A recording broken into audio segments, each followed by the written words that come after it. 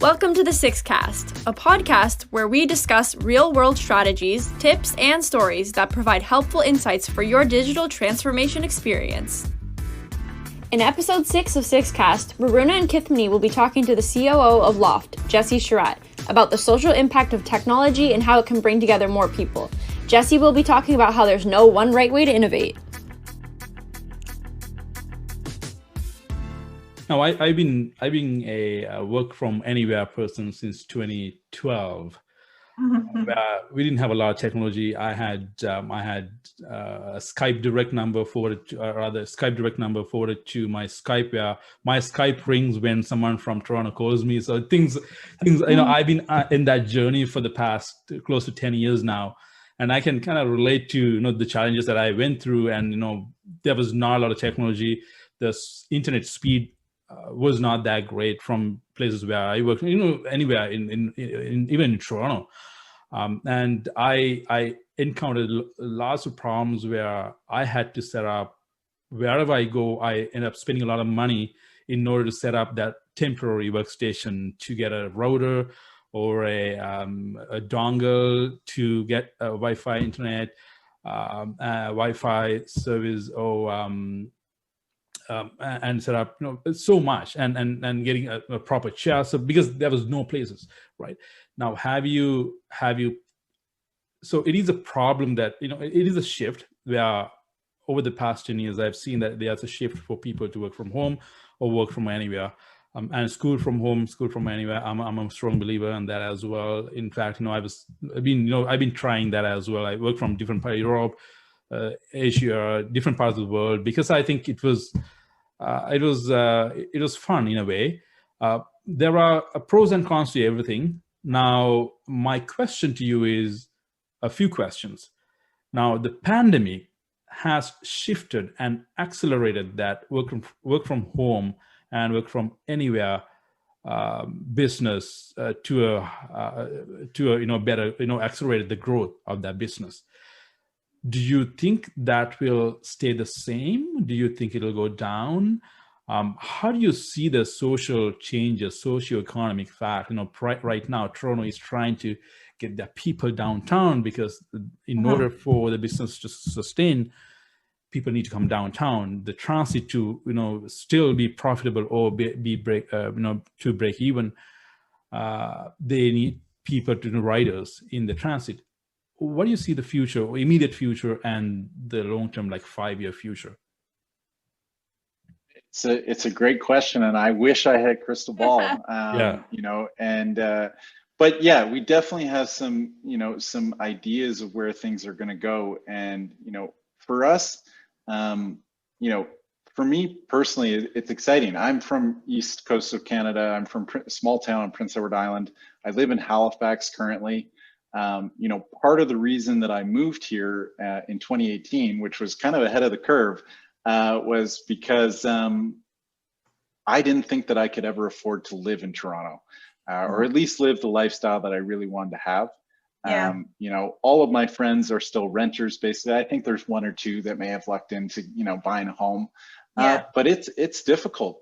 And, if you can work from anywhere, and, my first experience with that was when I worked at TFO, I got to go work for 4 months in Kampala. And I used a little VPN USB to be able to connect to the network back in Toronto. Right.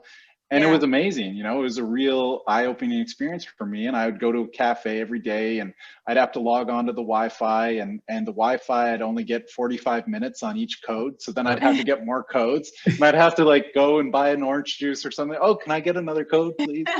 And it was always this kind of funny experience, because there weren't a lot of other people doing what I was doing at that time. But to get back to your question of where I think things are going, is that we have an opportunity here to chip away at the thing that said, hey, I need to be the monolith in your life. I need to be the 9 to 5, Monday to Friday.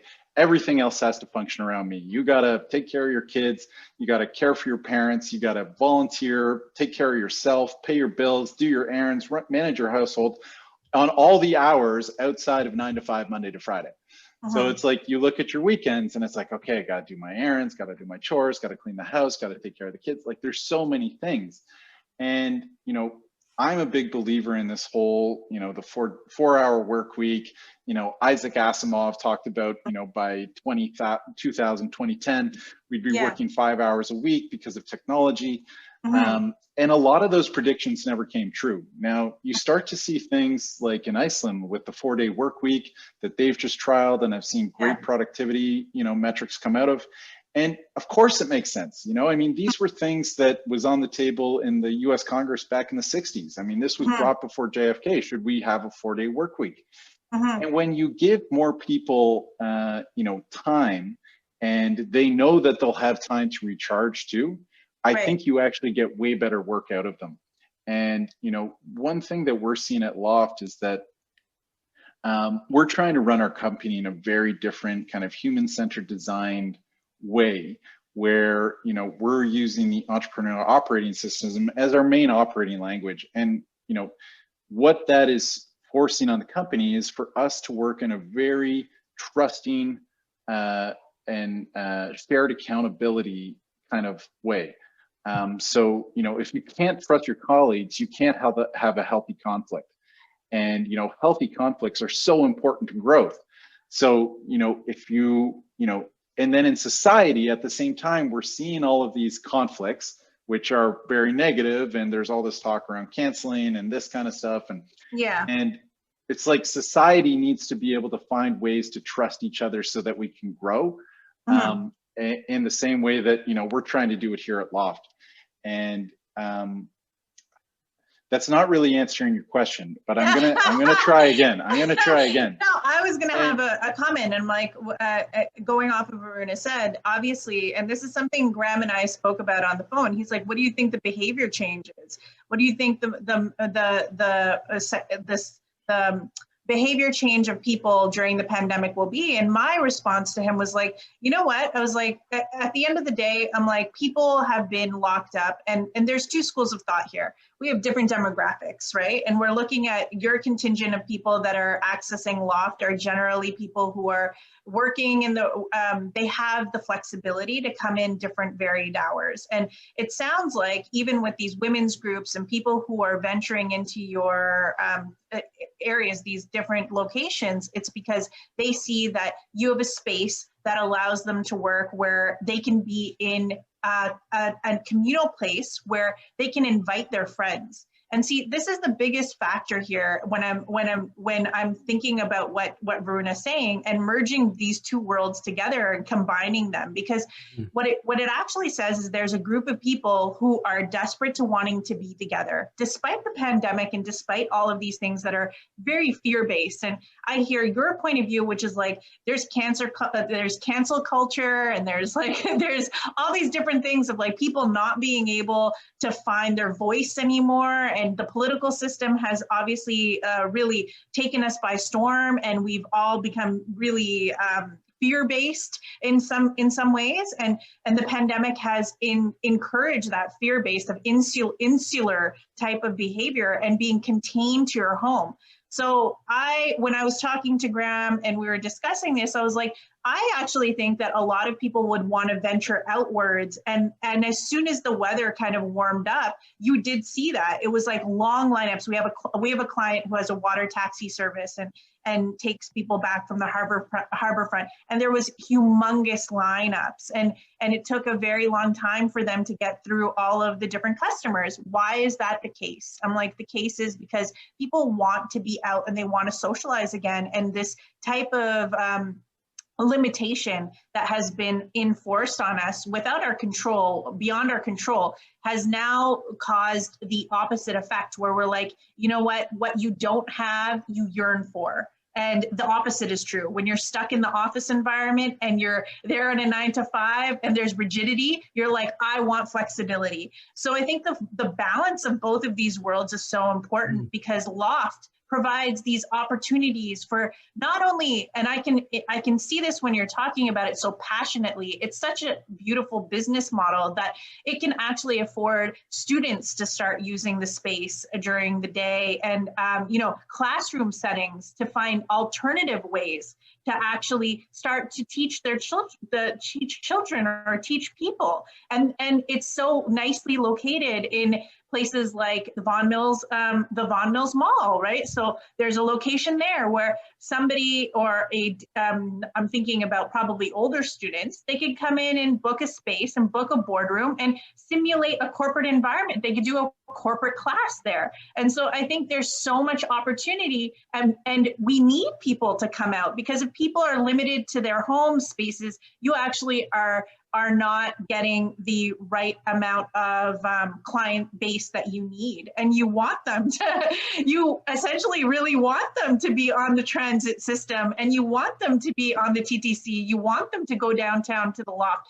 And maybe that's really where the merger of these two worlds combine, is that this opportunity to not be, you don't necessarily have to be in a Starbucks anymore. But you also don't necessarily have to school your children in the privacy of your own home anymore. Maybe that two worlds combine at places like Loft. And then you say, let's school my children, or I'm a stay-at-home mom, let's say, for women who are stay-at-home mothers and they're tending to their 3 children, and they're just like, we need to get out. They usually don't have many places to go. And maybe Loft is an opportunity for them to go, you know what, let's grab lunch and then let's do homework. And this is such a revolutionary way to now bring in family life and business and have this support and this environment where we can all sit down in a space and feel like that mother now walks away saying, you know what, I just feel like I actually contributed in a way where I was professional still. Even though I'm being a mom, my professionalism is still there. And it's a mechanics of behavior changing, it's human behavior changing, but it's also psychologically empowering when you do those things. And that could be a real game changer for, especially with 22 locations around GTA. I know when we spoke last time, I was like, it's really hard to commute in the city, and having these areas in suburban areas makes it so much easier, because I think when you're in the suburb, you are so limited to very cool experiences sometimes, and you get the standard status quo. I know for me, I immediately moved to the suburbs, and what it did give me was comfort, but what it didn't give me is this innovation aspect, right? The technology sometimes is lacking. And then add on top of that when you're building a family, and add on top of that taking years off of work, and you just feel like you're so detached and you're relearning everything again. So I think my comment maybe supported both of your. I think, you know, when we are talking more and more about it, I think it makes more sense. There are lots of ways, you know, that I start thinking about these ideas. It's more than workspace, as you right. You are in the business of space, right? Yeah. It is giving you the best of both worlds. You know, your family and the work from home life as well. The more of a hybrid version of office space as well, because I do agree. It is giving you best of both worlds. Especially, I also moved to suburbs, and is there a place where I can go and work from? Sometimes you need a break, right? You need a coffee, just rather than working with three monitors. I want to work with like one small 13-inch monitor for a couple of hours, just to focus on a couple of things, ideation or writing content, or just resolving a bigger problem or strategy problem. I'd rather do that as opposed to having multiple screens and because you want to get out of that space. I think, when I think about it and when I would discuss it more and more, I think it's striking as such a great idea. Now, the next question I have is, do you have more time? Can I respond to that? Sure. I'd just love to jump in on that, because Kifmini, it's like, I'm so glad you called it revolutionary, so I didn't have to. Right. And seriously, the way you summed it up is also, like, do you want to come join our team? You know what? I was considering it. I'm like, I'm actually a really good spokesperson. It was like here. I was watching the light bulb go off there, like, oh, wait a second, this would be really good for me. We hope you enjoyed this week's episode of Sixcast and learned a bit more about how to set goals, the importance of strong performance, and bringing ideas to life.